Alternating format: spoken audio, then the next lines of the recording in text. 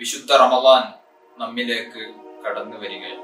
അള്ളാഹുവിലേക്ക് അടുക്കാനുള്ള, സ്വർഗം നേടിയെടുക്കാനുള്ള, നരകത്തിൽ നിന്ന് രക്ഷപ്പെടാനുള്ള ഒരു മാസമാണ് വിശുദ്ധ റമളാൻ. റമളാനിൽ നോമ്പനുഷ്ഠിക്കുന്നതിന് വലിയ പ്രതിഫലമുണ്ട്. നിയ്യത്ത് വേണ്ടത് ഖൽബിലാണ്, മനസ്സിലാണ്. അപ്പോൾ ആ ഒരു പ്രതിഫലം നമുക്ക് ലഭിക്കാൻ മറ്റൊരു മാർഗമുണ്ട്. അസ്സലാമു അലൈക്കും വറഹ്മത്തുള്ളാഹി വബറകാതുഹു. അഊദു ബില്ലാഹി മിനശ് ശൈത്വാനിർ റജീം. ബിസ്മില്ലാഹിർ റഹ്മാനിർ റഹീം. അൽഹംദുലില്ലാഹി റബ്ബിൽ ആലമീൻ. അസ്സലാത്തു വസ്സലാമു അലാ സയ്യിദിൽ മുർസലീൻ വഅലാ ആലിഹി വസ്വഹ്ബിഹി അജ്മഈൻ. അമ്മാ ബഅദ്. എന്റെ ശബ്ദം ശ്രവിക്കുന്ന പ്രിയപ്പെട്ട സഹോദര സഹോദരിമാരെ, വിശുദ്ധ റമളാൻ നമ്മിലേക്ക് കടന്നു വരികയാണ്. റമളാൻ നാം ക്ഷണിച്ചു വരുത്തുന്ന ഒരു അതിഥിയാണ്. അതിഥിയെ മാന്യമായ രൂപത്തിൽ സൽക്കരിക്കുക എന്നുള്ളത് ഏതൊരു മാന്യനായ വ്യക്തിയുടെയും അടയാളം. വിശുദ്ധ റമളാനിന് 2 മാസം മുമ്പ് തന്നെ നാം അല്ലാഹുവിനോട് ദുആ ചെയ്ത് നമ്മിലേക്ക് അടുപ്പിക്കാൻ വേണ്ടി നാം ആഗ്രഹിച്ചിട്ടുണ്ട്, കൊതിച്ചിട്ടുണ്ട്. اللهم بارك لنا في رجب وشعبان وبلغنا رمضان. അല്ലാഹുവേ, റജബിലും ശഅബാനിലും ഞങ്ങൾക്ക് നീ ബറക്കത്ത് നൽകണേ, റമളാനിനെ ഞങ്ങൾക്ക് നീ എത്തിക്കണേ എന്ന് റജബ് പിറന്നാൽ മുത്തുനബി സല്ലല്ലാഹു അലൈഹി വസല്ലമ തങ്ങൾ ദുആ ചെയ്യാറുണ്ടായിരുന്നു. 2 മാസം കഴിഞ്ഞിട്ട് വരാനിരിക്കുന്ന റമളാനിനെ 2 മാസം മുമ്പ് തന്നെ അത് എത്തിക്കിട്ടാൻ വേണ്ടി മുത്തുനബി സല്ലല്ലാഹു അലൈഹി വസല്ലമ തങ്ങൾ ദുആ ചെയ്യുമ്പോൾ നമുക്ക് മനസ്സിലാക്കാം ആ റമളാനിന് എത്രമാത്രം മഹത്വം ഉണ്ടായിരിക്കും. വിശുദ്ധ റമളാനിന്റെ മഹത്വം എന്താണ്? അത് വിശുദ്ധ ഖുർആൻ തന്നെ പറയുന്നുണ്ട്. ശഹ്റു റമളാനല്ലദീ ഉൻസില ഫീഹിൽ ഖുർആൻ ഹുദൽ ലിന്നാസി വബയ്യിനാതിൻ മിനൽ ഹുദാ വൽ ഫുർഖാൻ. വിശുദ്ധ റമളാൻ എന്ന് പറഞ്ഞാൽ വിശുദ്ധ ഖുർആൻ അവതരിപ്പിക്കപ്പെട്ടു എന്നുള്ളതാണ് അതിന്റെ ഒന്നാമതായിട്ടുള്ള പ്രത്യേകത. വിശുദ്ധ ഖുർആനിൽ അല്ലാഹു സുബ്ഹാനഹു വ തആല സൂറത്തുൽ ബഖറയിൽ നമ്മെ പഠിപ്പിക്കുന്നത് അതാണ്. വിശുദ്ധ റമളാൻ അതിന്റെ മഹത്വം അല്ലദീ ഉൻസില ഫീഹിൽ ഖുർആൻ, ഖുർആൻ അതിൽ അവതരിച്ചു എന്നുള്ളത്. ഫമൻ ശഹിദ മിൻകുമുശ് ശഹ്റ ഫല്യസും. ഖുർആൻ അവതരിച്ച ആ മാസത്തിന് മഹത്വം ഉണ്ടാകുമ്പോൾ എന്ത് ചെയ്യണം എന്നും വിശുദ്ധ ഖുർആൻ നമ്മെ പഠിപ്പിക്കുന്നുണ്ട്. ഫമൻ ശഹിദ മിൻകുമുശ് ശഹ്റ ഫല്യസും. ആരെങ്കിലും ആ പുണ്യമായ മാസത്തിൽ ഹാദിറായാൽ, ഒരുമിച്ച് കൂടിയാൽ, ആ മാസം അനുഭവിക്കാൻ ഭാഗ്യം ലഭിച്ചാൽ ഫല്യസുംഹു, അവൻ നോമ്പനുഷ്ഠിച്ചു കൊള്ളട്ടെ. അപ്പോൾ നോമ്പാണ്, വിശുദ്ധ റമളാനിൽ നോമ്പനുഷ്ഠിക്കുക എന്നുള്ളതാണ് റമളാനിൽ നാം ചെയ്യേണ്ട ഏറ്റവും പ്രധാനപ്പെട്ട ഒന്ന്. പ്രിയപ്പെട്ട മുഅ്മിനീങ്ങളെ, സഹോദര സഹോദരിമാരെ, നോമ്പനുഷ്ഠിക്കുക എന്നുള്ളതിന് വലിയ പ്രതിഫലമുണ്ട്. നബി സല്ലല്ലാഹു അലൈഹി വസല്ലമ തങ്ങൾ പഠിപ്പിച്ചിട്ടുണ്ട്. അസ്സൗമു ലി, ഒരു ഖുദ്സിയായ ഹദീസിൽ മുത്തുനബി പഠിപ്പിക്കുകയാണ്. അല്ലാഹു സുബ്ഹാനഹു വ തആല പറയുന്നു, അസ്സൗമു ലി, നോമ്പെനിക്കുള്ളതാണ്, ഞാനാണ് ആ നോമ്പിന് പ്രതിഫലം നൽകുന്നത് എന്ന് അല്ലാഹു സുബ്ഹാനഹു വ തആല പറഞ്ഞതായി നബി സല്ലല്ലാഹു അലൈഹി വസല്ലമ തങ്ങൾ നമ്മെ പഠിപ്പിക്കുന്നു. അതുകൊണ്ട് റമളാനിൽ നിർബന്ധമായും ഒരു മനുഷ്യൻ ചെയ്യാനുള്ളത് നോമ്പനുഷ്ഠിക്കുക എന്നുള്ളതാണ്. അതുകൊണ്ട് റമളാനിൽ നാം നോമ്പനുഷ്ഠിക്കാൻ വേണ്ടി തയ്യാറാകണം. എല്ലാവരും തയ്യാറായിട്ടുണ്ടാകും, നോമ്പനുഷ്ഠിക്കും എന്നുള്ളതിന്റെ യാതൊരു സംശയവുമില്ല. റമളാൻ നമ്മിലേക്ക് വരുമ്പോൾ വേറെയും പല തീരുമാനങ്ങളും പല ഒരുക്കങ്ങളും നാം റമളാനിന് വേണ്ടി തയ്യാറാക്കേണ്ടതുണ്ട്, നാം ഒരുങ്ങേണ്ടതുണ്ട്. ഞാൻ പറഞ്ഞുവല്ലോ, വിശുദ്ധ റമളാൻ ഒരു അതിഥിയാണ്. അതിഥിയെ പൂർണ്ണമായ രൂപത്തിൽ സൽക്കരിക്കാനും വരവേൽക്കാനും നാം നേരത്തെ പ്ലാൻ ചെയ്യണം. എങ്കിൽ മാത്രമേ ആ അതിഥി നമ്മെ ഇഷ്ടപ്പെടുകയുള്ളൂ. നിങ്ങൾ ആലോചിച്ചു നോക്കൂ, നിങ്ങൾ ഒരു വീട്ടിലേക്ക് വിരുന്നിന് വേണ്ടി പോകുന്നു, ഒരു വീട്ടിലേക്ക് ആ വീട്ടുകാരെ സന്ദർശിക്കാൻ വേണ്ടി ഒരു അതിഥിയായി പോകുന്നു. അതേസമയം നാം അങ്ങോട്ട് വരുന്നതിന് മുമ്പ് ആ വീട്ടിലെ ചില ആളുകൾ സംസാരിക്കുകയാണ്, ഓ, ആ അതിഥിക്ക് ഇപ്പോഴാണോ വരാൻ കണ്ട സമയം, അല്ലെങ്കിൽ കുറച്ച് കഴിഞ്ഞിട്ട് വന്നാൽ പോരെ എന്ന് തുടങ്ങി ആ വീട്ടുകാർ നാം വരുന്നതിൽ ഒരു വിഷമം അനുഭവിക്കുന്നത് നമുക്കറിയാൻ സാധിക്കുകയാണ് എങ്കിൽ നമുക്കൊരിക്കലും തന്നെ ആ വീട്ടിലേക്ക് ഒരു നല്ല മനസ്സോടുകൂടെ കടന്നു ചെല്ലാൻ നമുക്ക് സാധിക്കുകയില്ല. കാരണം ആ വീട്ടുകാർ നമ്മെ അത്രമാത്രം ഗൗനിക്കുന്നില്ല, ആദരിക്കുന്നില്ല, ബഹുമാനിക്കുന്നില്ല, സ്നേഹിക്കുന്നില്ല എന്നുള്ളത് തന്നെയാണ്. അതുകൊണ്ട് വിശുദ്ധ റമളാൻ നമ്മിലേക്ക് കടന്നു വരുമ്പോൾ ആ റമളാൻ കടന്നു വരുന്നതിലുള്ള സന്തോഷം നമുക്കുണ്ടായിരിക്കും. ഒരിക്കലും തന്നെ റമളാൻ ആണല്ലോ ഇനി വരുന്നത്, നോമ്പനുഷ്ഠിക്കണം, മറ്റുള്ള കാര്യങ്ങളൊക്കെ ചെയ്യണം എന്നുള്ളത് കൊണ്ട് മാനസികമായി വിഷമിക്കുന്നവരാവാൻ പാടില്ല. മുഅ്മിനായ മനുഷ്യനെ സംബന്ധിച്ചിടത്തോളം റമളാൻ വരുമ്പോ വലിയ സന്തോഷമാണ് അവൻ ഉണ്ടാവേണ്ടത്.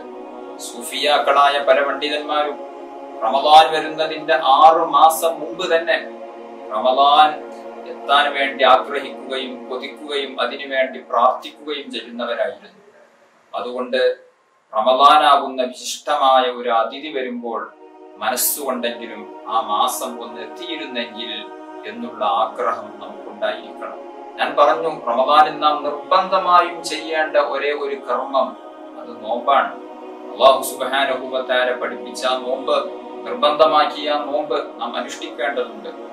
ആ നോമ്പനുഷ്ഠിക്കൽ ഇഷ്ടമില്ലാത്തവർ, നോമ്പനുഷ്ഠിക്കുന്നതിനെ ബുദ്ധിമുട്ടായി കണക്കാക്കുന്നവരായിരിക്കും പലരും. റമളാൻ പിന്നീട് വന്നാൽ മതി, കുറച്ചും കൂടെ ആയിക്കോട്ടെ എന്ന് വിചാരിക്കുന്നു. പ്രിയപ്പെട്ട മുഅ്മിനീങ്ങളെ, ഞാൻ പറയാം, നോമ്പ് വളരെ ലളിതമാണ്, നോമ്പിന്റെ പ്രതിഫലം വളരെ വലുതാണ്. അതുകൊണ്ട് അതിന്റെ പേരിൽ നമുക്ക് റമളാൻ പിന്നെയാകുന്നതല്ലേ നല്ലത് എന്ന് ചിന്തിക്കേണ്ടതില്ല. റമളാൻ ഇങ്ങ് വരട്ടെ. റമളാനിൽ നമുക്ക് ഒരുപാട് നേടിയെടുക്കാനുണ്ട്. 11 മാസം നാം അമലുകൾ ചെയ്താൽ ലഭിക്കാത്ത വലിയ പ്രതിഫലമാണ് റമളാനാകുന്ന ആ ഒരു മാസത്തിൽ നമുക്ക് നേടിയെടുക്കാൻ സാധിക്കുന്നു. അതുകൊണ്ട് റമളാൻ വരുമ്പോ ഒന്നാമതായി നമുക്ക് ഉണ്ടാവേണ്ടത് മാനസികമായ ഒരു സന്തോഷം.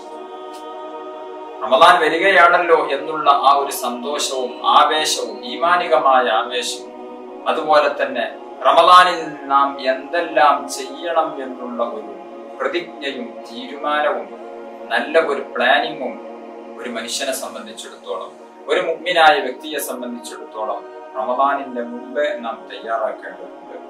If you fail to plan, നിങ്ങൾ പ്ലാൻ ചെയ്യുന്നിടത്ത് പരാജയപ്പെടുകയാണ് എങ്കിൽ you are planning to fail, നിങ്ങൾ പരാജയപ്പെടാൻ വേണ്ടിയാണ് പ്ലാൻ ചെയ്യുന്നത് എന്ന് പറയപ്പെടുന്നുണ്ട്. അതായത് നിങ്ങൾ പ്ലാൻ ചെയ്യുന്നിടത്ത് പരാജയപ്പെടുകയാണ് എങ്കിൽ പരാജയപ്പെടാൻ വേണ്ടിയാണ് പ്ലാൻ ചെയ്യുന്നത്. അത് ഏത് കാര്യം എടുത്തു നോക്കുകയാണ് എങ്കിൽ, ബിസിനസ് ആകട്ടെ, മറ്റു കച്ചവടങ്ങളാകട്ടെ, അല്ലെങ്കിൽ ഒരു യാത്രയാകട്ടെ, നന്നായി പ്ലാൻ ചെയ്തുകൊണ്ടുള്ള പ്രവൃത്തിയാണ് എങ്കിൽ അത് വിജയിക്കും. ആ യാത്ര, ആ ബിസിനസ്, ആ കച്ചവടം അത് വളരെയധികം വിജയിക്കും. അതേസമയം ആ പ്ലാൻ ചെയ്യുന്നിടത്ത് നിങ്ങൾ പരാജയപ്പെട്ടാൽ, ആ പ്ലാൻ ചെയ്യുന്നിടത്ത് നിങ്ങൾ ഒരൽപ്പം പിറകോട്ട് പോയാൽ അത്ര തന്നെ വിജയിക്കുകയില്ല, വലിയ നഷ്ടമായിരിക്കും. അല്ലെ, ബിസിനസ് ചെയ്യുന്നിടത്ത് പലരും പ്ലാനിങ് ഇല്ലാതെ ബിസിനസ്സിലേക്ക് ഇറങ്ങും. അവസാനം വലിയ നഷ്ടത്തിലായി, വലിയ കടത്തിലായി, ടെൻഷനിലായി.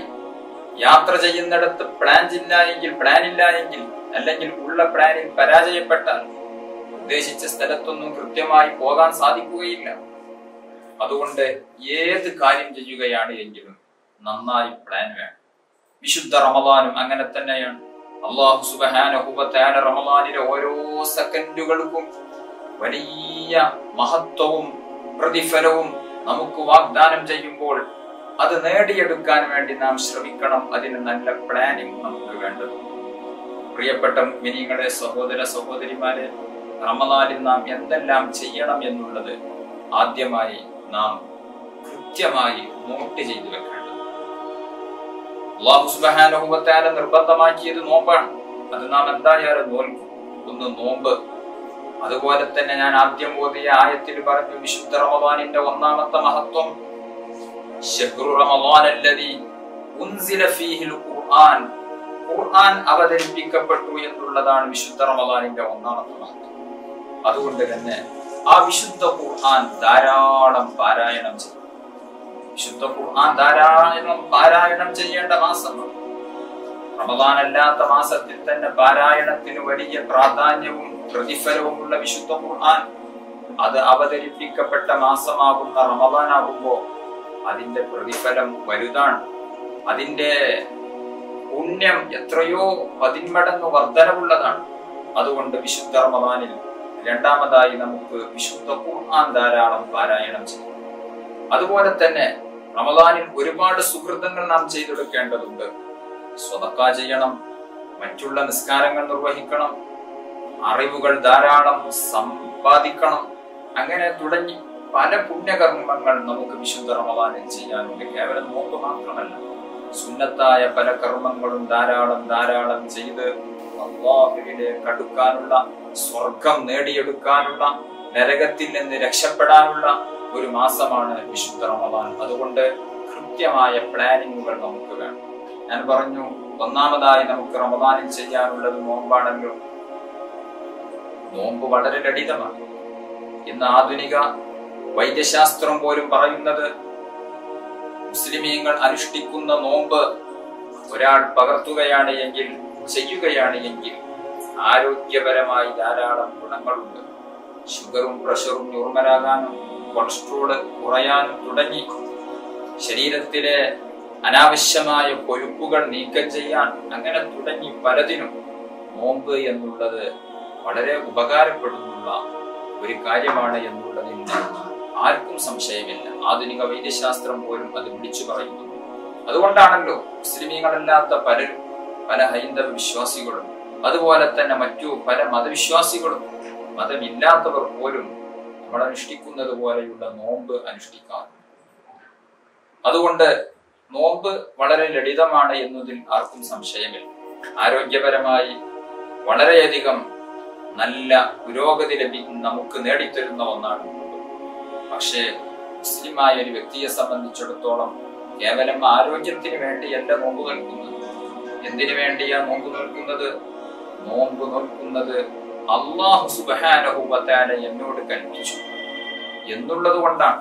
അല്ലാഹു സുബ്ഹാനഹു വ തആല പറഞ്ഞതല്ലേ, ഫമൻ ശഹിദ മിൻകുമുശ് ശഹ്റ ഫല്യസും. ആരെങ്കിലും വിശുദ്ധ റമദാൻ അവൻ ഹാദിറായാൽ, അവൻ ഒരുമിച്ച് കൂടിയാൽ, ആ റമദാനിൽ ഒരാൾ ആയുസ്സോടുകൂടെ ജീവിക്കുകയാണ് എങ്കിൽ, റമദാനിൽ ഒരാൾക്ക് ആയുസ്സുണ്ടാവുകയാണ് എങ്കിൽ, നോമ്പനുഷ്ഠിക്കാനുള്ള ആരോഗ്യ സ്ഥിതിയും ഉണ്ട് എങ്കിൽ അവൻ ഫല്യസുംഹു, നോമ്പനുഷ്ഠിച്ചു കൊള്ളണം. അല്ലാഹുവിന്റെ കൽപ്പനയാണ്. അതുകൊണ്ട് അത് നിർബന്ധമായിട്ടും നാം ചെയ്യേണ്ടത്. പക്ഷെ നോമ്പനുഷ്ഠിക്കുന്നിടത്ത് പലർക്കും പരാജയം സംഭവിച്ചു പോകുന്നു. അതിലൊന്ന് ഞാൻ ഈ പറഞ്ഞതുപോലെ ലക്ഷ്യം മറ്റു ചിലതാകും. അതാവാൻ പാടില്ല. നമ്മുടെ നോമ്പിന് നിയ്യത്ത് വെക്കാറുണ്ട്, നിസ്കാരത്തിന് നിയ്യത്ത് വെക്കാറുണ്ട്. എന്താണ്? നബൈതു സൗമ വദിൻ അൻ അദാഇ ഫർദി റമദാനി ഹാദിഹി സനതി ലില്ലാഹി തആല. ലില്ലാഹി തആല എന്നുള്ള ഒരു വാക്ക് നോമ്പിനും അതുപോലെ തന്നെ നിസ്കാരത്തിന്റെയും ഒക്കെ നിയ്യത്തുകളിൽ നാം പറയാറുണ്ട്, മനസ്സിൽ കരുതാറുണ്ട്. അതായത് അല്ലാഹുവിന് വേണ്ടി. ഒരു മുസ്ലിമായ മനുഷ്യൻ പുണ്യകർമ്മങ്ങൾ ചെയ്യുമ്പോൾ, ആരാധനാ കർമ്മങ്ങൾ ചെയ്യുമ്പോൾ അതെന്റെ റബ്ബിന്റെ പൊരുത്തം ലഭിക്കാൻ വേണ്ടി എന്നുള്ള ഒരു മനസ്സിലുള്ള ഒരു കരുത്ത്, ഒരു നിയ്യത്ത് ഉണ്ടായിരിക്കും. എന്നാലാണ് അല്ലാഹു സുബ്ഹാനഹു വ തആല പറഞ്ഞ ആ വലിയ പ്രതിഫലം നമുക്ക് ലഭിക്കും. അതേസമയം ആ ഒരു നിയ്യത്തില്ലാതെ മറ്റു ലക്ഷ്യങ്ങൾക്കായാൽ, അതുകൊണ്ട് അള്ളാഹുവിന്റെ അരികിലുള്ള പ്രതിഫലം ലഭിക്കുമോ എന്നറിയില്ല. മറ്റു ലക്ഷ്യങ്ങൾ ഉണ്ടായിക്കോട്ടെ, പക്ഷേ ഒന്നാമതായിട്ടുള്ള ലക്ഷ്യം അല്ലാഹു സുബ്ഹാനഹു വ തആല അവനോട് കൽപ്പിച്ചതാണല്ലോ. ആ കൽപ്പന ഞാൻ നിറവേറ്റും. അതിന് ശാരീരികമായ ആരോഗ്യ ഗുണങ്ങൾ ഉണ്ടാവട്ടെ ഉണ്ടാവാതിരിക്കട്ടെ, അല്ലാഹു സുബ്ഹാനഹു വ തആല പറഞ്ഞതാണല്ലോ. അതുകൊണ്ട് ഞാൻ നോക്കുന്നു. ആ ഒരു നിയ്യത്താണ് നമുക്ക് ഒന്നാമതായി ഉണ്ടാകേണ്ടത്. അത് നോമ്പിൽ മാത്രമല്ല, ഞാൻ പറഞ്ഞു, നിസ്കാരത്തിന് വേണം, ദാനധർമ്മങ്ങൾ ചെയ്യുന്നതിന് വേണം, ജനങ്ങൾക്കിടയിൽ പേരും പ്രശസ്തിയും ലഭിക്കാൻ, അല്ലെങ്കിൽ മറ്റു പല ലക്ഷ്യത്തിനു വേണ്ടിയും പുണ്യകർമ്മങ്ങൾ ചെയ്യുന്നവരുണ്ട്. അങ്ങനെയാവരുത്. ഒന്നാമതായി അല്ലാഹുവിന് വേണ്ടി എന്നുള്ള ആ ഒരു നിയ്യത്ത് നമ്മുടെ മനസ്സിൽ ഉണ്ടായിരിക്കും. ഇതാണ് നോമ്പെടുക്കുമ്പോൾ നാം ശ്രദ്ധിക്കേണ്ട പ്രധാനപ്പെട്ട ഒരു കാര്യം. അതുകൊണ്ട് റമദാനിൽ നമുക്ക് ചെയ്യാനുള്ള ഒന്ന്, പ്രധാനപ്പെട്ട ഒന്ന് നോമ്പാണ്. നോമ്പിനെ സംബന്ധിച്ചിടത്തോളം നാം കർമ്മശാസ്ത്രപരമായി പറയുകയാണ് എങ്കിൽ നോമ്പിന് 2 ഫർളുകളാണ്. നമുക്കറിയാം, നിസ്കാരത്തിന് ഫർളുകളുണ്ട്, നിർബന്ധ ഘടകങ്ങളുണ്ട്. ആ നിർബന്ധ ഘടകങ്ങൾ ചെയ്താൽ മാത്രമാണ് യഥാർത്ഥത്തിൽ നോമ്പാവുകയുള്ളൂ. അതുപോലെ തന്നെ നിസ്കാരത്തിന്റെ നിർബന്ധ ഘടകങ്ങളാകുന്ന 14 ഫർളുകൾ ചെയ്താൽ മാത്രമാണ് നിസ്കാരമായി തീരുകയുള്ളൂ.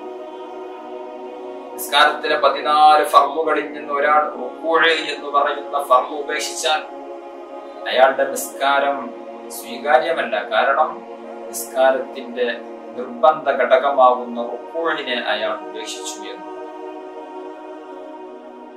നിസ്കാരത്തിന് 14 ഫർളുകൾ ഉണ്ട് എങ്കിൽ നോമ്പിന് വെറും 2 ഫർളുകളാണ് ഉള്ളത്. ഒന്ന് നിയ്യത്ത്, 2 നോമ്പ് മുറിയുന്ന കാര്യങ്ങളിൽ നിന്ന് വിട്ടുനിൽക്കുക എന്നുള്ളത്. ഇതാണ് രണ്ടാമത്തെ ഫർള്. നിയ്യത്ത് വളരെ ലളിതമാണ്. നിയ്യത്ത് എന്ന് പറഞ്ഞാൽ മനസ്സിലുള്ള കരുത്താണ്, മനസ്സിൽ കരുതലാണ്, ഒരു തീരുമാനമെടുക്കലാണ് നിയ്യത്ത് എന്ന് പറഞ്ഞത്. നാവ് കൊണ്ട് അത് പ്രത്യേകം ഉച്ചരിക്കുക എന്നുള്ളത് നിർബന്ധമായ കാര്യമാണ്.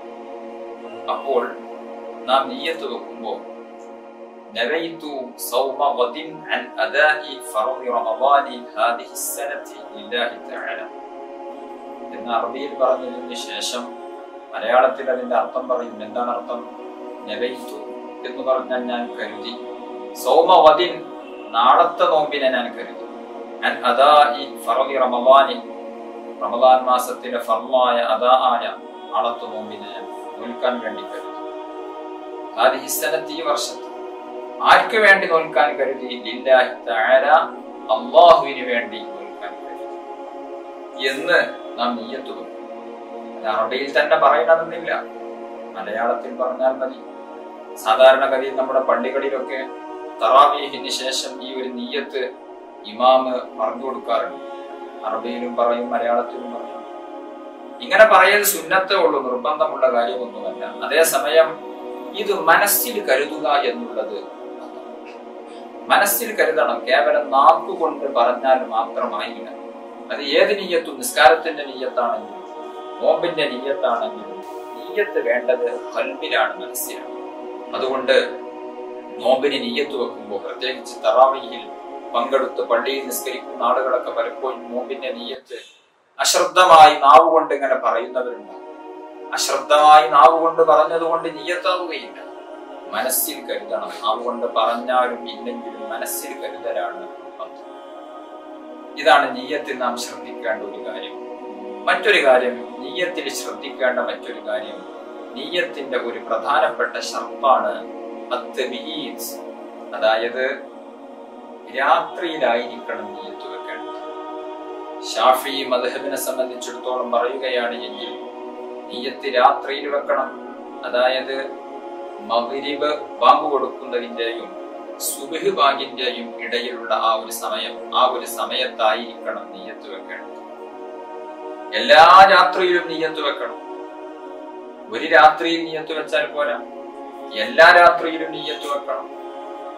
അതുകൊണ്ട് എല്ലാ രാത്രിയിലും നിയ്യത്ത് വെക്കാൻ വേണ്ടി നാം പ്രത്യേകം ശ്രദ്ധിക്കണം. നിയ്യത്ത് വിട്ടുപോയാൽ നമ്മുടെ നോമ്പ് നഷ്ടപ്പെടും. ഒരാൾ ഒരു രാത്രിയിൽ നിയ്യത്ത് വെക്കാൻ മറന്നുപോയാലോ, നിയ്യത്ത് വെക്കാൻ മറന്നുപോയാൽ അദ്ദേഹത്തിന് പിറ്റേ ദിവസം നോമ്പില്ല. കാരണം നോമ്പിന്റെ പ്രധാനപ്പെട്ട ഒരു ഫർള് നിയ്യത്താണ്. ആ നിയ്യത്ത് അയാൾ മറന്നുപോയി.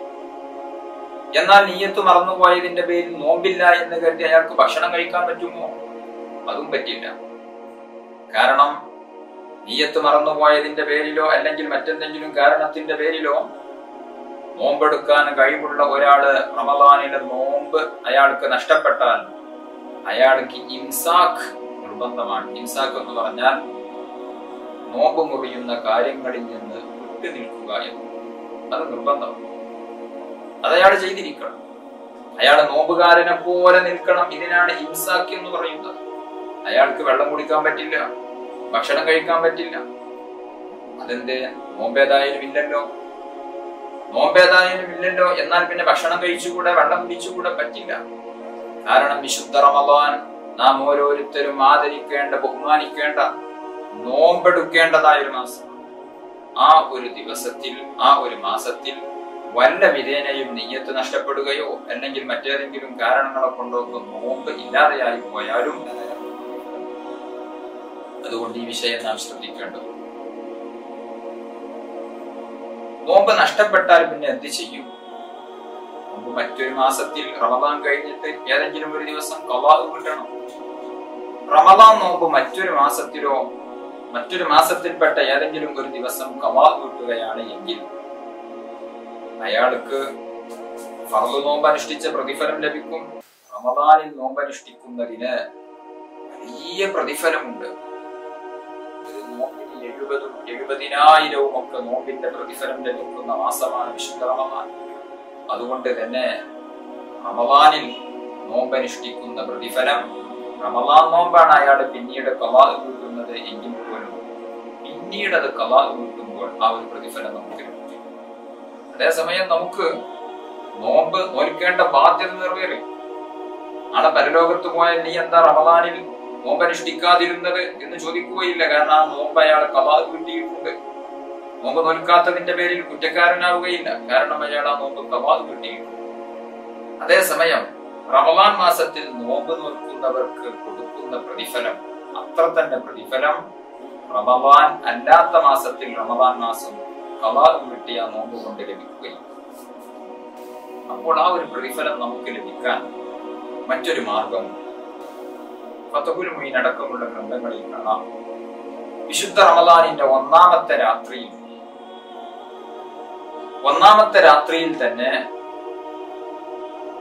റമദാനിലെ എല്ലാ ദിവസവും ഞാൻ നോമ്പനുഷ്ഠിക്കാൻ കരുതി എന്ന് നിയ്യത്ത് വെക്കും.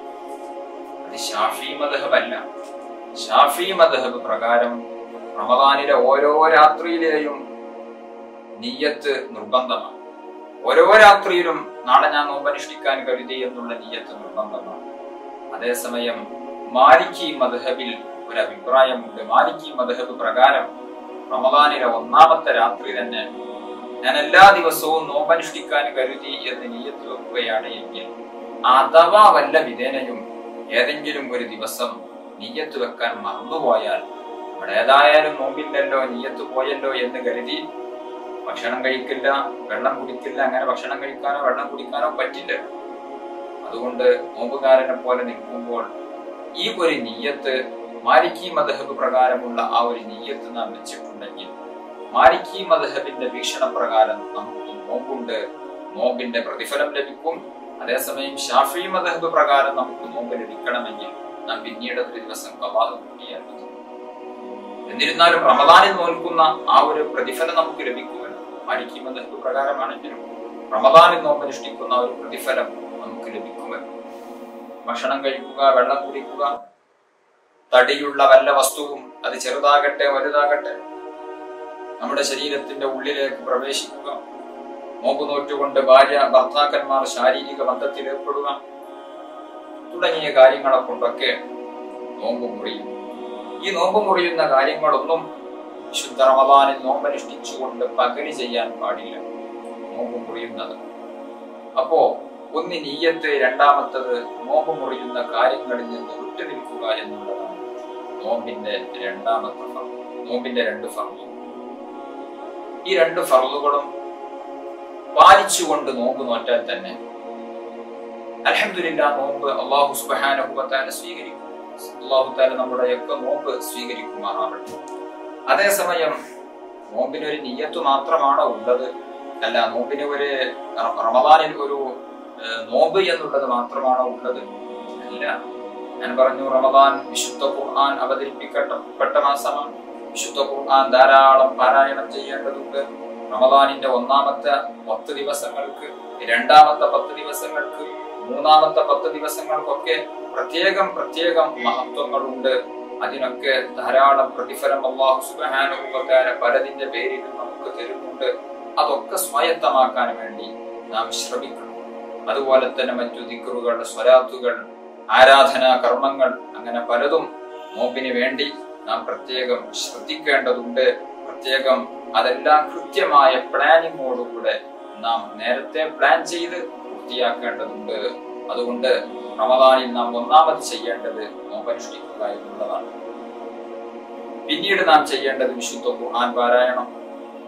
അങ്ങനെ പല കാര്യങ്ങളുമുണ്ട്. ആ കാര്യങ്ങളെല്ലാം നാം ഒരു കൃത്യമായി ഒരു പ്ലാൻ ചെയ്തുകൊണ്ട് റമദാനിന്റെ മുമ്പ് തന്നെ നാം ഒരുങ്ങുകയാണ് എങ്കിൽ ഇൻഷാ അല്ലാഹ് നമുക്ക് ഈ റമദാൻ എന്തുകൊണ്ടും അള്ളാഹുവിന്റെ പൊരുത്തം നേടിയെടുക്കാൻ പറ്റുന്ന, സ്വർഗം കരസ്ഥമാക്കാൻ പറ്റുന്ന, നരകത്തിൽ നിന്ന് രക്ഷപ്പെടാൻ പറ്റുന്ന ഒരു റമദാനാക്കി നമുക്ക് മാറ്റിയെടുക്കാം ഇൻഷാ അല്ലാഹ്. എന്തെല്ലാം പ്ലാനിങ്ങുകൾ നമുക്ക് ഈ റമദാനിന്റെ മുന്നേ അല്ലെങ്കിൽ റമദാനിന് വേണ്ടി നാം തയ്യാറാക്കേണ്ടതുണ്ട് എന്ന് ഇൻഷാ അല്ലാഹ് അടുത്ത ക്ലാസ്സിൽ നമുക്ക് സൂചിപ്പിക്കാം. അല്ലാഹു സുബ്ഹാനഹു വ തആല നമ്മൾ പറഞ്ഞതും കേട്ടതും ഒരു സ്വാലിഹായ അമലായി നമ്മിൽ നിന്ന് കബൂൽ ചെയ്യുമാറാവട്ടെ. അർഹമുർ റഹീമീനായ രാജസയ്യിദായ അല്ലാഹ്, ഞങ്ങളുടെ കൂട്ടത്തിൽ ഒരുപാട് രോഗികളുണ്ട്, പ്രയാസങ്ങൾ അനുഭവിക്കുന്നവരുണ്ട്. എല്ലാവർക്കും നീ ശിഫാ നൽകണം റഹ്മാനെ. ഞങ്ങൾ ജീവിതത്തിൽ വന്നുപോയ സർവ്വ പാപങ്ങളും നീ പൊറുക്കണം റഹ്മാനെ. വിശുദ്ധ റമദാൻ നല്ല രൂപത്തിൽ സ്വീകരിക്കാനും റമദാനിൽ വേണ്ട രൂപത്തിൽ ആരാധനാകർമ്മങ്ങൾ ചെയ്ത് നിന്റെ പൊരുത്തം നേടിയെടുക്കാനും ഞങ്ങൾക്ക് നീ തൗഫീഖ് നൽകണം റഹ്മാനെ. ഞങ്ങളുടെ കൂട്ടത്തിൽ കടങ്ങളെ കൊണ്ട് വിഷമിക്കുന്നവരുണ്ട്, നീ കടങ്ങൾ വീട്ടിത്തരണം റഹ്മാനെ. മറ്റുള്ള പല പ്രയാസങ്ങളും ഉള്ളവരുണ്ട്, എല്ലാവർക്കും നീ സലാമത്ത് നൽകണം റഹ്മാനെ. വിവാഹപ്രായമെത്തി നിൽക്കുന്നവരുണ്ട്, അനുയോജ്യരായ ഇണകളെ നൽകണം റഹ്മാനെ. വീടില്ലാതെ കഷ്ടപ്പെടുന്നവരുണ്ട്, യോജിച്ച വീട് നീ എളുപ്പമാക്കി തരണം റഹ്മാൻ. കച്ചവടങ്ങളിലും ബിസിനസ്സുകളിലും മറ്റു ജീവിതോപാധി മാർഗങ്ങളിലും എല്ലാം ഈ വലിയ ബറക്കത്തും പുരോഗതിയും നൽകണം റഹ്മാൻ. എല്ലാത്തിനും ഉപരി ആഖിബത്ത് നന്നായി കലിമത്തു തൗഹീദ് ഉച്ചരിച്ച് യഥാർത്ഥ മുഅ്മിനായി പൽവിലങ്ങി വിളങ്ങി മരിക്കാൻ നീ തൗഫീഖ് നൽകണം റഹ്മാനെ. നാളെ സ്വർഗീയ ലോകത്തിന് ഞങ്ങളെ എല്ലാവരെയും നീ ഒരുമിച്ച് കൂട്ടി അനുഗ്രഹിക്കണം റഹ്മാനെ. ആമീൻ ബിറഹ്മതിക യാ അർഹമർ റഹീമീൻ. ദുആ വസിയത്തോടെ അസ്സലാമു അലൈക്കും വറഹ്മത്തുള്ളാഹി